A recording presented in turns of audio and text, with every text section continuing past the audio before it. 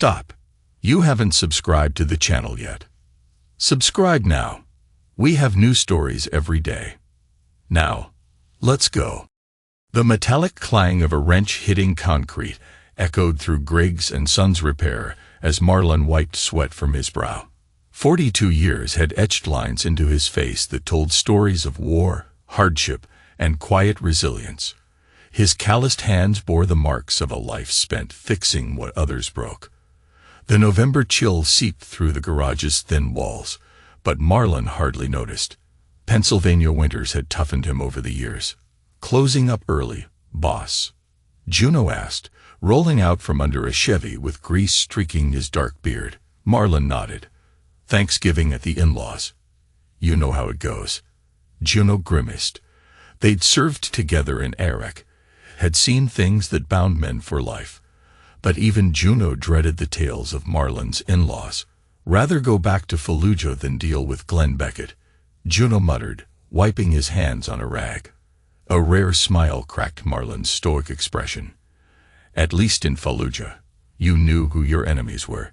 The shop stood as a testament to his father's legacy, modest but honest, just like the man himself. After Marlon's mother walked out when he was 8, it had been just him and Dad fixing cars and building a reputation for straight talk and fair prices. The army came later, then Lorna, then the kids. Now the shop was his anchor in a life that seemed increasingly unsteady. He locked up, patting the worn sign above the door. Griggs & Sons Repair. The and Sons part had been his father's stubborn optimism, even before Marlon was born. Now with Wesley at 14, the sign finally made sense, though his son showed more interest in computers than carburetors. Home was quiet when he arrived. Lorna's car wasn't in the driveway. Probably already at her parents', he thought, preparing for the annual display of forced family harmony. The house they bought 10 years ago was modest by Beckett standards, a 2-story colonial with just enough space for a family of 4. Inside, he found a note on the kitchen counter. Took the kids early. Mom wanted help with preparations. Don't be late. Wear the blue sweater I bought you. No love, or even her name at the bottom. Just instructions, like he was another item on her to-do list. Marlon crumpled the note and tossed it in the trash. Their marriage had been cooling for years, but lately, it felt like the temperature had dropped below freezing. He showered, changed, and stared at the blue sweater laid out on the bed. It was expensive, designed to make him look like he belonged in the Beckett world. He put it on, knowing the battle wasn't worth fighting. The mirror reflected someone he barely recognized. A man dressed for someone else's life. The drive to Lancaster took 40 minutes. Each mile brought a tightening in his chest. The Beckett house appeared on the horizon like a small castle, 3 stories of brick and arrogance, with perfectly trimmed hedges and a circular driveway where luxury cars were already parked. Marlon pulled his 10-year-old Ford truck beside Gavin's gleaming BM boat and cut the engine. He sat for a moment, gathering himself for what was to come. Through the large front windows, he could see them all moving about, laughing, glasses of wine already in hand. His own family, Wesley and Clara, seemed smaller somehow in that setting, as if the grand house diminished them. He stepped onto the gravel driveway, the stones crunching under his boots. Before he could reach the door, it swung open to reveal Bonnie Beckett's surgically perfected smile. "Marlon, we were wondering if you'd make it." Her tone suggested she'd been hoping he wouldn't. "Everyone's inside. Do wipe your feet." The house smelled of expensive candles and roasting turkey. Family photos lined the walls. Beckett's at graduations, vacations, country club events. Despite 14 years of marriage, Marlon appeared in only one, tucked at the end of a hallway where guests seldom ventured. Voices drifted from the formal dining room. Lorna's laugh, a high-pitched one she used only around her family, rang out above the others. Marlon followed the sound. "Look who finally made it," Glenn Beckett announced when Marlon entered. The patriarch sat at the head of a table set with china that probably cost more than Marlon made in a month. "We were just discussing Gavin's new investment opportunity." Gavin raised his wine glass with a smirk. "Tech startup. Getting in on the ground floor. Could triple my investment by next quarter. That's wonderful, Lorna said, not looking at Marlon. Wesley and Clara sat quietly, already trained in the art of Beckett dinner politics. They brightened when they saw their father. "Dad," Clara called out, her 12-year-old face lighting up. Lorna shot her a look. Indoor voice, Clara. Marlon moved to hug his children, but Bonnie intercepted. "Dinner's almost ready. Lorna, help me with the sides." "Marlon, why don't you sit out in the garage? It's a bit crowded in here, and you know how the dining chairs are with sturdier builds." Glenn chuckled. "He's used to scraps anyway." Lorna didn't defend him. Instead, she nodded and added, "He likes the cold. It toughens him up." The words hit like a punch to the gut, but Marlon kept his face neutral. He'd learned in war to never show when you were wounded. "I'll join you, Dad," Wesley said, standing up. Clara followed. "Me too." They carried their plates out to the unheated garage, where a card table had been set up. The concrete floor was spotless, unlike Marlon's workshop, but the message was clear. This is where the messy guests belonged. "Sorry, Dad," Wesley mumbled once they were alone. Marlon ruffled his son's hair. "Nothing to be sorry for. I prefer honest company." They ate in relative silence, the sounds of laughter occasionally drifting from the main house. Neither Glenn nor Bonnie, and notably not Lorna, came to check on them. "Grandpa said your shop isn't doing well," Clara ventured after a while. "Is that true?" Marlon set down his fork. "Business has been slower, but we're fine. Don't worry. Mom said we might have to move to a smaller house," Wesley added quietly. This was news to Marlon. "Did she now?" Before the conversation could continue, the garage door opened. Evangeline, Gavin's 16-year-old daughter, slipped in, her plate half full. "Can I join the exiles?" she asked with a wry smile. "Pull up a chair," Marlon said. Evangeline sat, tucking her dark hair behind her ear. Unlike the other Becketts, she'd always been kind to Marlon. "They're talking about money again. I can't stand it." "Your dad seems excited about his investment," Marlon said neutrally. Evangeline rolled her eyes. "Dad's always excited about something. Last month it was cryptocurrency. Month before it was some wellness beverage company." She lowered her voice. "He's been weird since the divorce, always trying to prove something." The garage fell silent again as they ate. Marlon noticed how his children relaxed away from the main house, their shoulders dropping, their smiles coming easier. It made his chest ache to think they felt the tension too. Then came the sound of tires on gravel. Through the small garage window, Marlon saw a black limousine pull up to the house. It was sleek and undeniably expensive, the kind that ferried CEOs and politicians. Out of place, even in the Beckett's affluent neighborhood. "Who's that?" Wesley asked, peering out. "No idea," Marlon replied. They watched as a woman emerged from the back seat. She was tall and elegant, dressed in a tailored suit that spoke of real money, not the striving, desperate kind that the Becketts aspired to. Her posture was military straight, her movements precise as she approached the front door. Curious, Marlon opened the garage side door. The children followed him out just as the front door of the main house opened. The Becketts spilled out onto the porch, confusion evident on their faces. The woman from the limousine stood at the bottom of the steps, her gaze sweeping over the assembled family before landing on Marlon. Her face showed a flicker of recognition. "Who owns this house?" she asked, her voice clear and authoritative. Glenn stepped forward, chest puffed out. "I do. Glenn Beckett." "And you are?" The woman ignored him, keeping her eyes on Marlon. "I'm looking for Marlon Griggs." Everyone turned to look at him. Marlon stepped forward, conscious of grease still under his fingernails despite his scrubbing. "That's me. My name is Ria Torelli. I have legal business with the actual owner of this property." She paused, letting her words sink in. "His name is Marlon Griggs." A collective gasp went up. Lorna, who had been standing with a wine glass in hand, went pale. The glass slipped from her fingers, shattering on the porch step. "What the hell are you talking about?" Glenn demanded. "This is my house. I've owned it for 20 years. Rhea Torelli opened a sleek briefcase and removed a folder. "Perhaps we should discuss this inside, Mr. Griggs." Marlon, still trying to process what was happening, nodded as he moved toward the house. He caught sight of Lorna's face. For the first time in years, she was looking directly at him, her eyes wide with what could only be described as fear. The Beckett's living room felt suddenly small, with tension thick enough to cut. Rhea Torelli sat across from Marlon, while the rest of the family hovered around him. Glenn remained standing, his face flushed with anger. "This is absurd," he spat. "I demand to know what this is about." Rhea ignored him, focusing solely on Marlon. "Mr. Griggs, did you know a man named Eldon Torelli?" The name hit Marlon like a wave of memories. "Yes," he said quietly.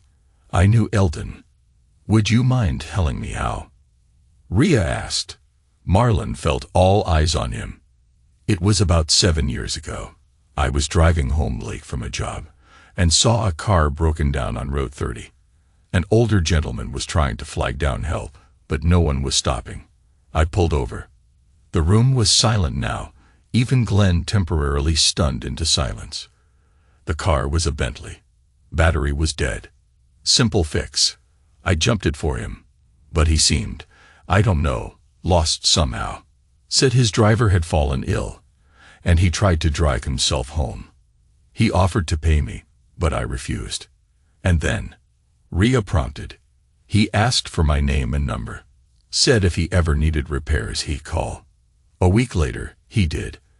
After that, I'd go out to his place every few months, check his cars, do basic maintenance." Lorna stepped forward. "You never told me about this." Marlon looked at her. "You never asked what I did with my time." The words hung in the air, a simple truth that laid bare the state of their marriage. "Eldon was my uncle," Rhea explained. "He passed away 3 months ago." "I'm sorry to hear that," Marlon said, and he meant it. The old man had been kind, interesting to talk to. They shared stories of war, Eldon from Vietnam, Marlon from Iraq. Sometimes, they just sat in his massive garage, drinking coffee in companionable silence. In his will, Rhea continued, Uncle Eldon left specific instructions regarding his estate. A significant portion of his real estate holdings and liquid assets were to be transferred to you, Mr. Griggs. The room erupted. "This is preposterous," Glenn shouted. "Dad never mentioned any billionaire friend," Wesley said, eyes wide. Gavin laughed nervously. "This has to be a mistake." Rhea calmly opened her folder and removed a document. "This is a copy of the deed to this property, which was part of my uncle's portfolio. He purchased it 20 years ago through a holding company and leased it to Glenn and Bonnie Beckett." "That's a lie," Glenn sputtered. "I bought this house outright." "You made payments to Torelli Holdings," Rhea corrected. "The company my uncle used for his real estate investments. You never owned this house, Mr. Beckett. You've been renting it for 2 decades, believing it was a rent-to-own arrangement." Bonnie collapsed onto a chair, her perfect facade cracking. "That's not possible. I have all the documentation here," Rhea said, unmoved.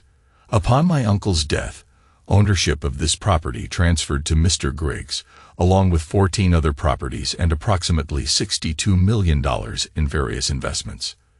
The number hit the room like a bomb. 62 million. Marlon felt dizzy. Why would he do this? Marlon asked quietly. Rhea's professional demeanor softened slightly. "Uncle Eldon had no children, no family except for me. And I was already well provided for. He left a letter explaining his decision." She handed Marlon an envelope. "He said you were the only person in years who helped him without wanting something in return." Marlon stared at the envelope, unable to open it with everyone watching. He tucked it into his pocket. "This is a scam," Gavin declared. "We should call the police." "By all means," Rhea replied coolly. My legal team would be happy to present all documentation to the authorities, including the fact that the Becketts have been falsely claiming ownership of this property on tax documents for years. Glenn went from red to white in seconds. Now wait just a minute. As the new owner, Rhea continued, addressing Marlon, you have certain decisions to make, particularly regarding the current occupants. The implication was clear. Marlon could evict the Becketts, his in-laws, his wife's parents, the people who had looked down on him for 14 years, who had relegated him to the garage on Thanksgiving. He looked at Lorna, who stared back with an expression he couldn't quite read. Was it fear? Calculation? For the first time, he wondered if she'd ever really loved him at all. I need some air, Marlon said, standing abruptly. Outside, the November air bit at his face. But it felt good. Clarifying. He stood on the immaculate lawn, staring up at the house. His house now, apparently, and tried to make sense of what was happening. Footsteps approached from behind. He expected Lorna, but it was Wesley and Clara who appeared at his side. Dad, Wesley's voice was uncertain. Is it true? Are we rich now? Marlon put an arm around each of his children. I don't know exactly what we are right now, buddy, but we'll figure it out together. Clara leaned against him. Does this mean we don't have to sit in the garage anymore? A laugh escaped him, surprising in its genuine warmth. No more garage dinners, that's for sure. Inside the house, he could see the Becketts in frantic conversation, Rhea standing apart with her professional calm intact. Lorna paced, running her hands through her hair in a way he hadn't seen in years. It was the gesture of the young nurse he'd fallen in love with, before the Beckett polish had covered over her realness. What are you going to do? Wesley asked. Marlon took a deep breath. What needs to be done? When they returned inside, the atmosphere had shifted. Glenn and Bonnie sat huddled together on the couch, their earlier bombast deflated. Gavin stood by the window, phone in hand, furiously texting. Evangeline watched the proceedings with undisguised fascination. Lorna approached Marlon, her voice low. We need to talk. Privately. Later, he said. Right now, I need to speak with Rhea. The dismissal was gentle but firm. Lorna stepped back, a flicker of something, respect, in her eyes. Rhea was gathering her documents when Marlon approached. I imagine this is overwhelming, Mr. Griggs. Take your time. All the paperwork is in order, and my team is at your disposal. Thank you, Marlon said. Then he turned to face the Becketts, his in-laws, his betrayers. Lorna, he said, his voice steady. Your parents need to pack. This house isn't theirs anymore. Bonnie gasped. You can't just throw us out. We're family. Family, Marlon repeated. Family doesn't banish each other to the garage. Family doesn't mock someone's livelihood or treat them like dirt. Glenn stood shakily. Now see here, Marlon. We can work something out. We've always treated you fairly. No, Marlon cut him off. You haven't. But that doesn't matter now. Lorna stepped forward, eyes suddenly wet with tears. Marlon, please. Think of the kids. They'll come with me, he said simply. You made your choice long ago, Lorna. Every time you stayed silent when your father insulted me. Every time you chose them over us. The room fell silent. Even Gavin had stopped texting. I'll give you 30 days, Marlon continued, addressing Glenn and Bonnie. That's more generous than you deserve. But it's the right thing to do. And where are we supposed to go? Bonnie asked, her voice breaking. That's not my problem, Marlon replied, not unkindly but firmly. You've had plenty of time to save up, considering you haven't been paying a mortgage all these years. He turned to Rhea. I'd like to see the rest of the documentation when it's convenient. For now, my children and I are going home. Wesley and Clara stood by the door, wide-eyed but standing tall. Evangeline gave them a small, encouraging smile. As they walked out, Lorna called after him. Marlon, wait. We need to talk about this. He paused but didn't turn around. We will. But not today. In the truck, driving away from the Beckett's house, his house now, Marlon felt something he hadn't experienced in years. Peace. The road ahead was uncertain, but for the first time in too long, he was the one in control. "Dad," Clara asked from the backseat, "are you and Mom getting divorced?" The question hung in the air. Marlon looked in the rearview mirror, seeing his daughter's serious eyes. "I don't know yet," he answered honestly. "But whatever happens, you two are my priority. Always." Wesley nodded slowly. "Good, because you didn't yell. You didn't cry. You just handled it. That was pretty cool, Dad." Marlon reached over and squeezed his son's shoulder. Then he drove on, leaving the Beckett world behind, the taste of something like freedom on his tongue. Marlon sat in a sleek downtown office, feeling out of place despite his new suit. Across the massive desk, Rhea Torelli reviewed documents with focused efficiency. 2 weeks had passed since Thanksgiving, and his life had transformed into something unrecognizable. "The transfer of the remaining properties is proceeding smoothly," Rhea said, not looking up from her tablet. "There's some paperwork for the offshore accounts, but nothing complicated." Marlon nodded, still struggling to comprehend the extent of his inheritance. "I appreciate your help with all this. I wouldn't know where to begin." "That's what Uncle Eldon paid me for," Rhea replied, then paused. "I'm sorry. That sounded cold. The truth is, I'm glad to do it. Uncle Eldon had good judgment in people. He didn't give second chances often. But when he did," she trailed off, and Marlon filled the silence. "How did you find me?" "After he died, he left detailed instructions. The will was explicit. Find Marlon Griggs, owner of Griggs & Sons Repair. He said you'd need time to adjust, so I was to wait 3 months before contacting you." A rare smile crossed her professional demeanor. "He didn't mention it would be during a family Thanksgiving dinner." "Your timing was dramatic," Marlon admitted. "So I gathered." Rhea set aside her tablet. "Have you read his letter yet?" Marlon touched his jacket pocket, where the envelope still resided. "Not yet. You should. It might help you understand." She hesitated. "Have you decided what to do about your wife?" The question was direct, but Marlon had come to appreciate Rhea's straightforwardness. "Lorna's been calling nonstop. Texts, emails. She wants to work things out." "And you?" Marlon stared out the window at the city below. "I'm not sure there's anything to work out."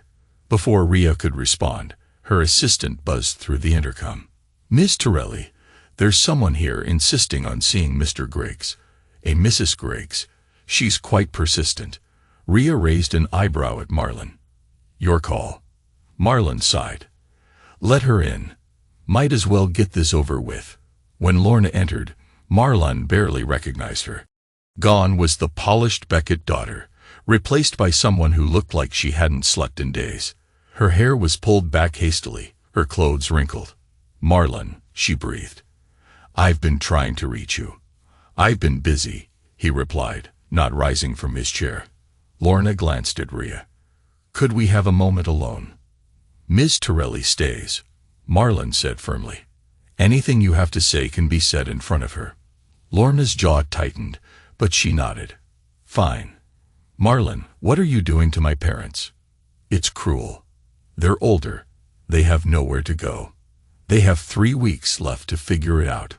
Marlon cut in. "And they're hardly destitute. Your father's law practice does well enough. They've lived in that house for 20 years. All their memories. Memories of looking down on others. Of treating people like they're beneath them." Marlon shook his head. "I'm not interested in preserving that legacy." Lorna's voice lowered to a desperate whisper. "What about our marriage? Our family? We can work through this, Marlon. I've been struggling with depression. It affected my judgment." "Stop." Marlon's voice was quiet but firm. "Don't lie to me, Lorna. Not anymore." Tears welled in her eyes. "I'm not lying. I need help, Marlon. I need you." "You need my money," he corrected. "The money changes everything, doesn't it? That's not fair, isn't it? Marlon leaned forward. Where was this concern for our marriage last month? Or the month before? When was the last time you looked at me? Really looked at me? Before you found out I was worth millions. Lorna fell silent, tears streaming down her face. The kids told me you were planning to move to a smaller house, Marlon continued. Why would that be necessary if we weren't having financial problems? It was just an idea, a way to save money. Or preparations for a divorce. Marlon's calm was unnerving. Were you planning to leave me, Lorna? After Thanksgiving? Her silence was answer enough. Miss Torelli, Marlon said, could you give us a minute? Actually private this time. Rhea nodded and stepped out, closing the door behind her. When they were alone, Marlon finally removed the envelope from his pocket. I read Eldon's letter last night. Lorna watched as he unfolded a single sheet of paper. He wrote that he'd been watching me for years. Not just when I visited, but other times too. He had people keeping an eye on me, making sure I was the man he thought I was. Marlon's voice was devoid of emotion. He mentioned seeing my wife at Riverside Plaza 3 months ago, having lunch with her brother. They seemed very interested in some documents. Lorna went pale. What are you talking about? Bank statements, Lorna. For a joint account I never opened. Marlon set the letter down. Eldon had his people look into it. They found 3 accounts in our names that I never signed for. Money was moving from my business into those accounts, then disappearing. Marlon, I can explain. Gavin helped you forge my signature, didn't he?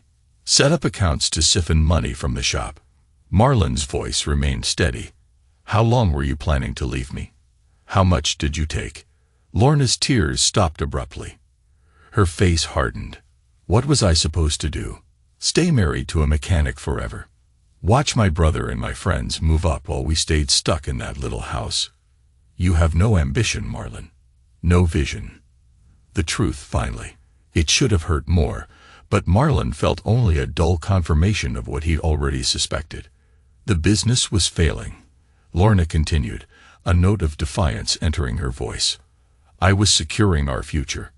My future. The kids' future. By stealing from me. By taking what I deserved after 14 years of marriage. She snapped. Do you know what it's like being married to someone so ordinary? Someone my parents constantly remind me could have been so much more if he just tried. Marlon studied his wife, seeing her clearly for the first time in years. You never loved me, did you? Not really. Lorna's anger faltered. I thought I did, at first. You were different. Solid. After all the rich boys who just wanted to play, you seemed real. But not enough. Not for the life you wanted. She straightened, composing herself. So what happens now? You divorce me and take the kids. That depends on what else you've been doing, Marlon said. How deep does this go, Lorna? Is it just the accounts? Or is there more? A flicker of fear crossed her face. I don't know what you mean. I think you do. Marlon stood. Miss Torelli has a team investigating every aspect of my finances now. They'll find whatever's there. Better if it comes from you first. Lorna seemed to calculate her options, her mind visibly working. Finally, she said, I need a drink of water. There was a pitcher on the side table. As Lorna moved across the room, Marlon watched her. The way she walked, the way she held herself. It was all performance, he realized. Had always been. If I tell you everything, she said quietly, will you be reasonable about the divorce? About the kids? I'll be fair, Marlon replied. I won't be manipulated. Lorna nodded, seeming to accept this. The accounts were Gavin's idea. He said it was just insurance, in case things went bad between us. He helped set them up. How much? About 30,000 over 2 years. Marlon absorbed this. His business had been struggling, and now he knew part of the reason why. What else? He pressed. Lorna sipped her water, buying time. Gavin borrowed against the shop. Used the business as collateral for some investments. They didn't go well. The revelation hit Marlon harder than expected. You put my father's business at risk for Gavin's get-rich-quick schemes. They weren't schemes. They were opportunities. Lorna's defense was weak, even to her own ears. Anyway, it doesn't matter now, does it? You're rich. You can pay it all off. Marlon stared at her, amazed by her audacity. Get out, Lorna. Get out now before I say something I'll regret. Lorna hesitated, then gathered her purse. At the door, she paused. What about the kids? They're staying with me for now. We'll work out formal arrangements through lawyers. Your parents have 3 weeks. Not a day more. After she left, Marlon remained standing, processing everything. When Rhea returned, she found him gazing out the window. Are you all right? She asked. No, he answered honestly, but I will be. He turned to face her. I need to see exactly what they've done to my business, and then I need to fix it. Rhea nodded. My team is already on it. But Marlon, you should know, with what you've inherited, you don't need to worry about the shop anymore. You can start fresh, do anything you want. Marlon shook his head. That shop was my father's. It's mine. And someday it might be my son's, if he wants it. I won't let them take that from me. Understood. Rhea's professional demeanor returned. In that case, we have work to do. The next week wrought revelations that would have broken a lesser man. Gavin had indeed borrowed heavily against Griggs and Sons, using forged documents and Lorna's assistance. The loans totaled nearly $200,000, money that had been poured into a series of failing investments. The shop was on the verge of bankruptcy, a fact Lorna had hidden from Marlon for months. But the financial damage was only part of the story. As Marlon pulled into the shop parking lot Monday morning, he found Juno waiting outside, face grim. We've got a problem, Juno said without preamble. Half our regular customers canceled their appointments. Phone's been ringing with people pulling their business. Marlon frowned. What happened? Your brother-in-law happened. Juno handed Marlon his phone, opened to a local community Facebook page. Started Friday night. The post from Gavin Beckett was a masterpiece of character assassination. Warning to local community. My brother-in-law Marlon Griggs, owner of Griggs and Sons Repair, is experiencing severe mental health issues stemming from PTSD. He has become erratic, aggressive, and is making dangerous threats against family members. While I sympathize with his condition, I cannot in good conscience recommend trusting him with your vehicles or patronizing his business until he receives the help he needs. As a combat veteran myself, I understand these struggles. Combat veteran, Marlon growled. Gavin never served a day in his life. That's just the start, Juno said, scrolling down. It gets worse. Further posts alleged financial improprieties, shoddy workmanship, and hinted at violent tendencies. The comments were filled with concerned community members, many vowing to take their business elsewhere. This is slander, Marlon said quietly. No question. Juno pocketed his phone. But it's working. Town's small. Word spreads fast. Inside the shop, the phone rang. Marlon answered to hear another customer canceling. I understand, he said mechanically. Thank you for letting us know. After hanging up, he turned to Juno. How many cancellations? 15 so far, mostly regulars. Marlon ran a hand over his face. They're trying to destroy what's left of the business before we can fix it. What do we do? Juno asked. Marlon stared at the shop around him. The tools his father had collected, the signs on the walls, the decades of honest work this place represented. We fight back, he said simply, not Gavin's way with lies and manipulation, our way with truth. That afternoon, Marlon called Rhea. I need a lawyer, a good one. And I need records of everything Gavin. And Lorna did. You already have lawyers, Rhea reminded him, an entire team at your disposal. I need someone local, someone who understands small towns and how they work. 2 days later, Marlon sat across from Patricia Winters, a seasoned attorney with a reputation for ruthlessness, disguised by grandmotherly charm. She reviewed the evidence compiled by Ria's team with methodical precision. "This is quite the case, Mr. Griggs," she said, removing her reading glasses. "Identity theft, fraud, defamation. Your wife and her brother have been busy." "Can we prove it?" Marlon asked. Patricia smiled thinly. "Oh yes, the paper trail is remarkably clear. They weren't expecting anyone to look closely." "I want to sue them," Marlon said. "Not for the money. I don't need that anymore. For the truth. I want everyone to know what they did." "That could be arranged." Patricia made a note. "What about your wife? Will you be filing for divorce?" "Yes, and I want custody of my children." Patricia nodded. Given the evidence of her criminal activity, that shouldn't be difficult. But be prepared. People like your wife and her brother don't go down quietly. They'll fight dirty. "Let them," Marlon said. "I've got nothing to hide." The lawsuit was filed the next day. By evening, it was the talk of the town. Gavin's post disappeared from social media, but the damage was already done. The shop stood nearly empty for days, with only a few loyal customers braving the rumors. Marlon worked anyway. He opened every morning at 8, closed at 6, and did whatever jobs came in with the same careful attention he always had.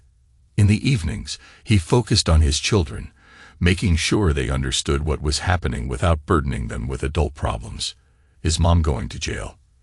Clara asked one night as Marlon tucked her in. "I don't know, sweetheart," he answered honestly. "What she and Uncle Gavin did was wrong. But the courts will decide what happens next. The kids at school say things," Wesley said from the doorway, "that you're crazy, that you stole Grandma and Grandpa's house." Marlon patted the bed, and Wesley came to sit beside him. "People say a lot of things when they don't know the truth. The truth is I inherited that house from a friend. And I'm not crazy. I'm just standing up for what's right." "Like when you were a soldier?" Clara asked. Marlon nodded. "Something like that." As the days passed, Ria became a constant presence in Marlon's new reality. She managed the logistics of his inheritance with ruthless efficiency, but also checked in regularly about the lawsuit and the children. Her cool professionalism gradually gave way to genuine concern. "You could shut down the shop," she suggested one evening as they reviewed documents in his kitchen. "Take some time. Figure out what you really want to do now." Marlon shook his head. "That shop kept me sane after the war. Gave me purpose when I needed it most. I'm not abandoning it because times are tough." Ria studied him with newfound respect. "You're not what I expected." "What did you expect?"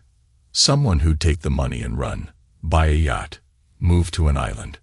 She shrugged. "Most people would." "I'm not most people." "No," she agreed quietly. "You're not." The preliminary hearing for the lawsuit came faster than expected. The courthouse was packed, small-town curiosity bringing out even those with no direct connection to the case. Marlon sat at the plaintiff's table with Patricia beside him. Across the aisle, Gavin and Lorna huddled with their attorney, a slick corporate type from Philadelphia. Judge Hanson, a stern woman in her 60s with a reputation for no-nonsense rulings, called the court to order. "Before we begin," she said, "I want to be clear that I've reviewed the evidence submitted by both parties, and I'm deeply troubled by what I've seen. This case involves serious allegations that go beyond civil matters into potential criminal territory." Patricia rose. "Your Honor, my client is primarily concerned with clearing his name and securing the future of his business. While we believe criminal charges may be warranted, we're focused today on the civil aspects of this case." The judge nodded. "Very well, proceed." What followed was a methodical dismantling of Gavin and Lorna's actions.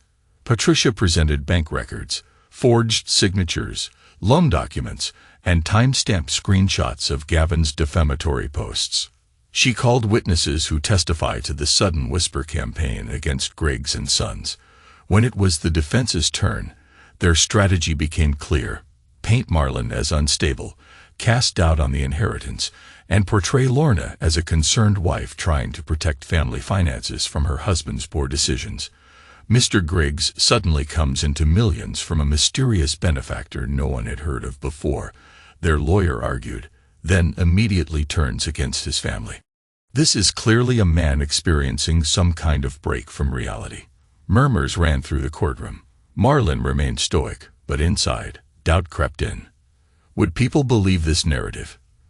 Then Patricia called her final witness, Rhea Torelli. Rhea took the stand with the same composed authority she brought to everything. Under oath, she detailed her uncle's relationship with Marlon, the legal documentation of the inheritance, and the investigation that had uncovered Lorna and Gavin's financial schemes. Miss Torelli, Patricia asked, in your professional capacity overseeing significant estates, have you ever encountered a situation like this before? Yes, Rhea replied. Unfortunately, sudden wealth often reveals who people truly are. In my experience, those who were dishonest before money entered the picture rarely become honest after. When the defense tried to cross-examine her, Rhea's answers were precise and devastating. She referred to specific dates, documents, and legal statutes with such authority that even the judge seemed impressed. At the end of the day, Judge Hanson made her ruling.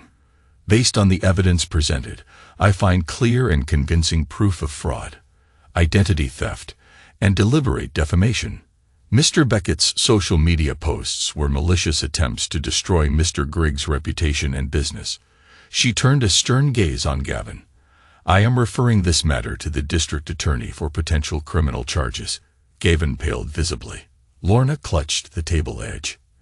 As for the civil matters, the judge continued, I am granting Mr. Griggs' request for a restraining order against both defendants. Mr. Beckett is ordered to publish a full retraction of his false statements. Both defendants are prohibited from making any further public statements regarding Mr. Griggs or his business. She banged her gavel. Court is adjourned. Outside the courthouse, reporters from local papers clustered around. Marlon, unused to attention, kept his comments brief. All I wanted was the truth, he told them. Now people know it.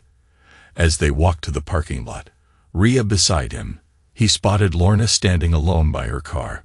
Their eyes met across the distance. For a moment, he saw the woman he'd once loved, vulnerable, human. Then her gaze hardened, and she turned away. Are you okay? Rhea asked quietly. Marlon nodded. Better than I've been in a long time.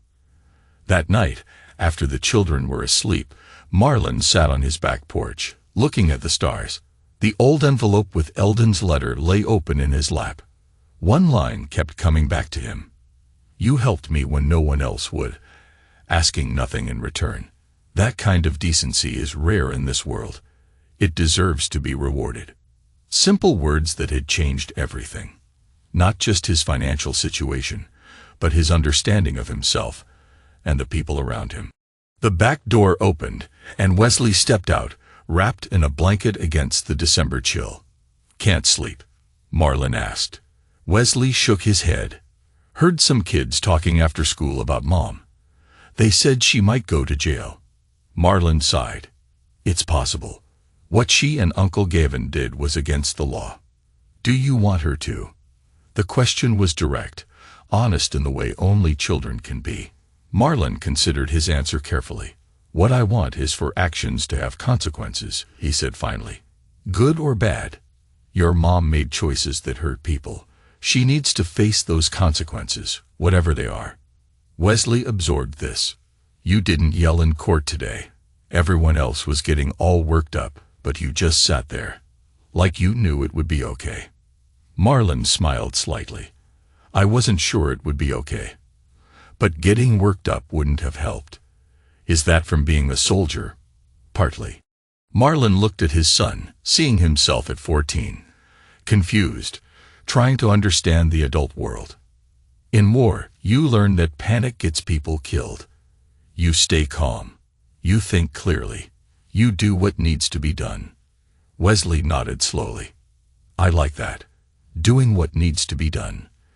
They sat in companionable silence for a while. just father and son under the winter sky. "Dad," Wesley asked eventually, "what happens now?" Marlon put an arm around his son's shoulders.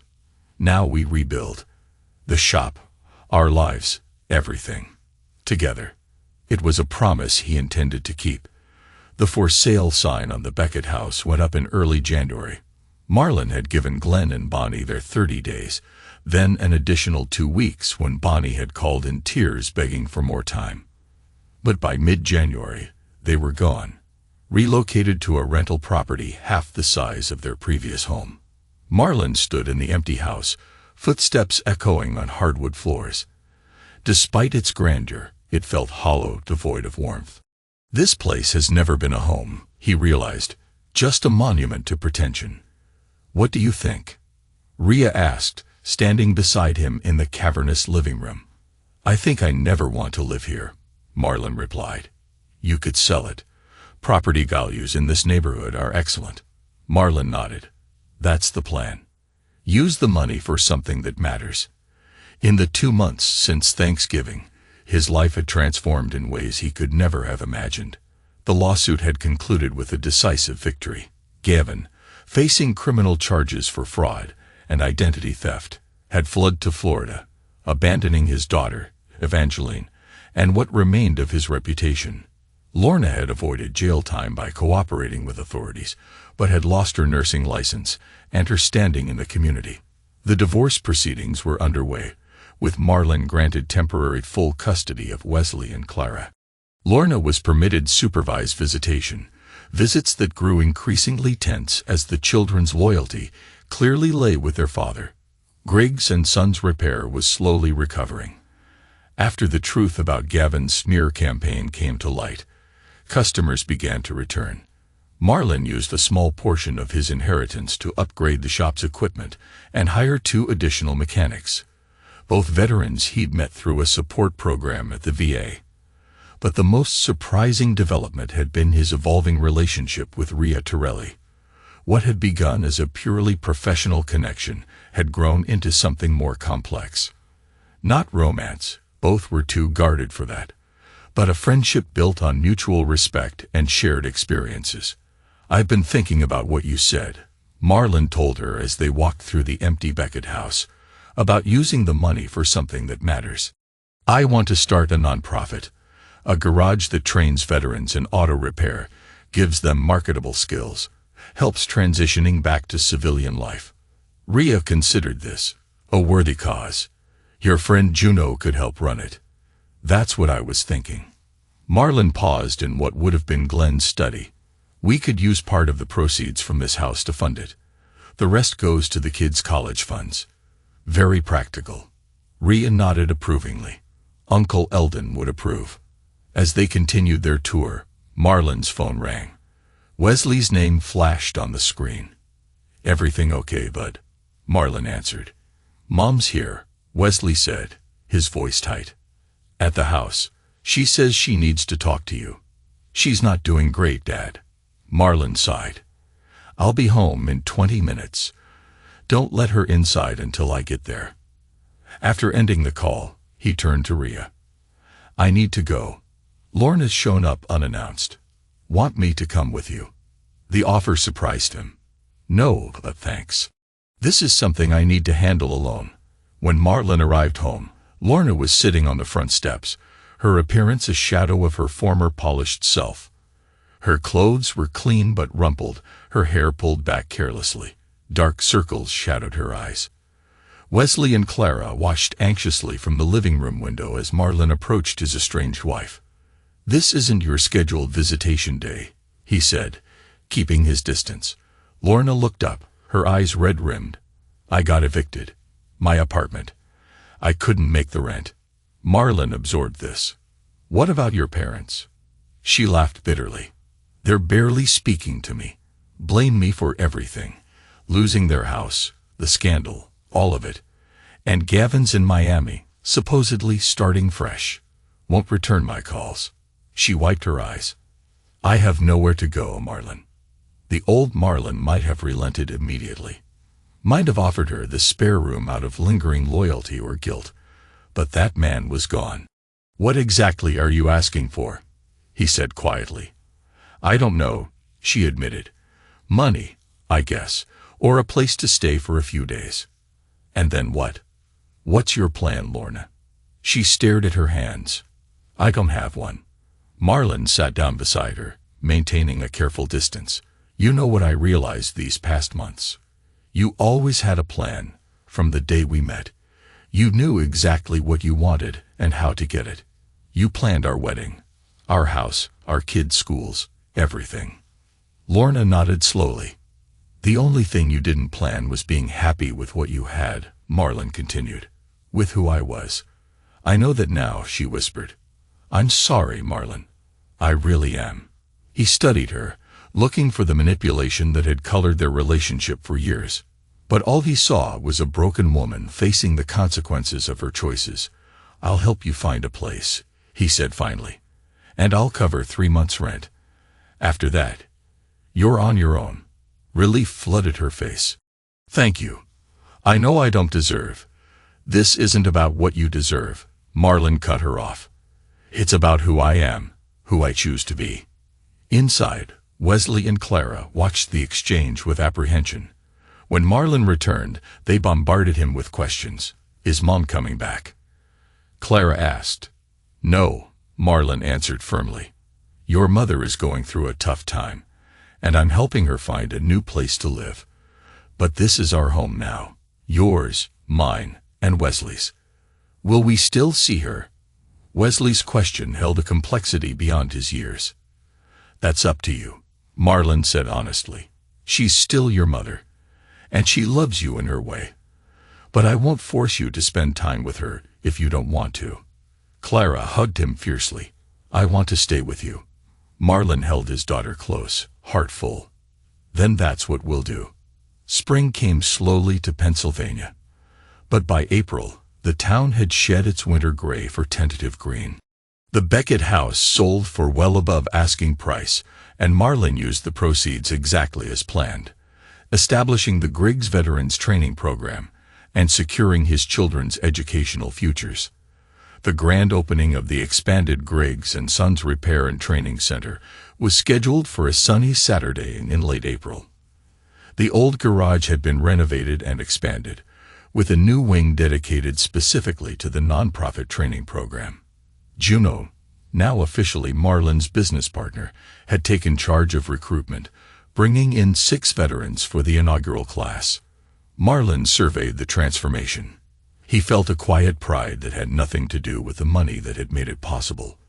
This was about legacy, his father's and his own. "Nervous?" Rhea asked, appearing beside him in a rare casual outfit, jeans and a light sweater instead of her usual suits. "A little," Marlon admitted. "Public speaking isn't my thing. Just be yourself." It's worked pretty well so far.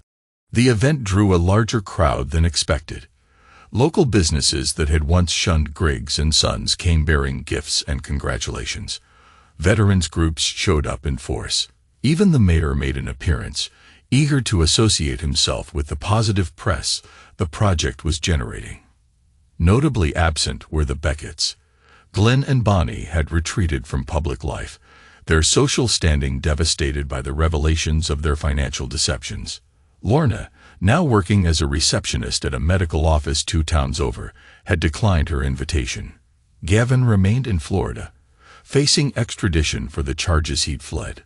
But Evangeline came, standing somewhat awkwardly near the refreshment table until Marlon spotted her. "I wasn't sure I'd be welcome," she said as he approached. "You're always welcome here," Marlon assured her. "How are you doing?" She shrugged.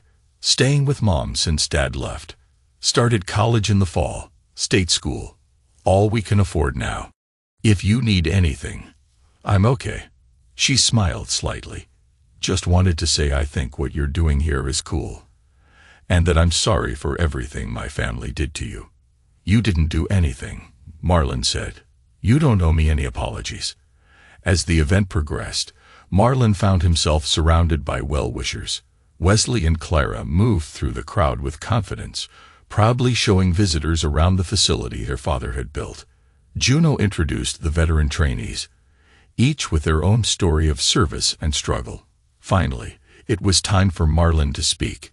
Standing before the gathered crowd, he felt a momentary panic, then a strange calm. "Thank you all for coming," he began simply. "This shop has been part of our community for over 40 years. My father opened it with the belief that honest work and fair dealings would see him through. He was right." Marlon glanced at Wesley, who gave him an encouraging nod. "Some of you know that I've experienced some changes in my life recently." A chuckle ran through the crowd at the understatement. "What matters isn't the money or the property. What matters is what we choose to do with the opportunities we're given." He gestured to the veterans standing nearby. "These men and women served our country. They sacrificed in ways most of us can't imagine. Now they're looking for a chance to rebuild their lives, just like I had to do when I came home from Iraq. This center is for them. A place to learn, to work, to find purpose again." As he continued, Marlon felt something shift inside him. The last piece of armor he carried since the war, since Lorna's betrayal, finally falling away. He wasn't defined by what had been done to him, but by what he chose to do now. After the speech, as people mingled and explored the facility, Rhea found him again. "That was good," she said. "Really good. Thanks." Marlon watched his children laughing with some of the veterans. "I never thought I'd be here, you know.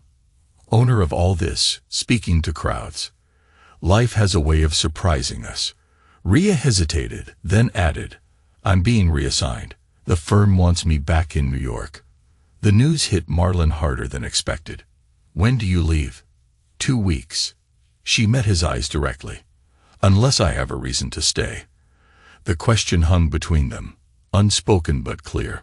Before Marlon could respond, Wesley called out to him, "Dad, come quick. Clara is showing everyone how to change oil." Marlon smiled apologetically at Rhea. "Rain check on this conversation." She nodded, a rare warmth in her eyes. "I'm not going anywhere." Yet, as the day wound down and the crowd thinned, Marlon found himself standing outside the shop alone. The new sign gleamed in the setting sun: Griggs & Sons Repair and Veterans Training Center. Juno joined him, 2 cups of coffee in hand. Quite a day. "Yeah." Marlon accepted the coffee gratefully. "Think it'll work?" "The training program?" "Absolutely. Already got a waiting list for the next class." They sipped their coffee in companionable silence. "Your lawyer friend," Juno said eventually. "She's into you." Marlon nearly choked. "Rhea? She's just, if you say just a friend, I'm going to hit you with a wrench." Juno grinned. "I've seen how she looks at you, how you look at her. It's complicated. Only if you make it complicated." Juno clapped him on the shoulder. "Don't waste time, man. We've both seen how short life can be." Inside, Clara was showing Evangeline how to use a socket wrench, her small hands confident on the tool. Wesley was deep in conversation with one of the veteran trainees about computer diagnostic systems. They looked happy, Marlon realized. Truly happy. Maybe for the first time in years. As the last guest departed, Rhea approached him again, car keys in hand. "I should get going." "Have dinner with me tomorrow," Marlon said suddenly. "Just us. No business talk." She smiled, a genuine expression that transformed her usually serious face. "I'd like that." After she left, Marlon gathered his children and the remaining staff for a final toast. "To new beginnings," Juno proposed, raising a paper cup of soda. "To scraps and steel," Marlon countered. "The things we salvage and rebuild." As they clinked cups, Marlon looked at the people surrounding him, his children, his friend, his employees. Family wasn't about blood, he realized.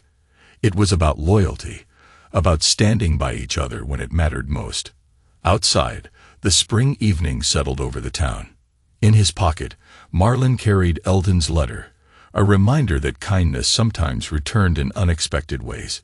He thought of the road ahead, raising his children, growing the business, exploring whatever this thing with Rhea might become. For the first time in years, the future looked bright.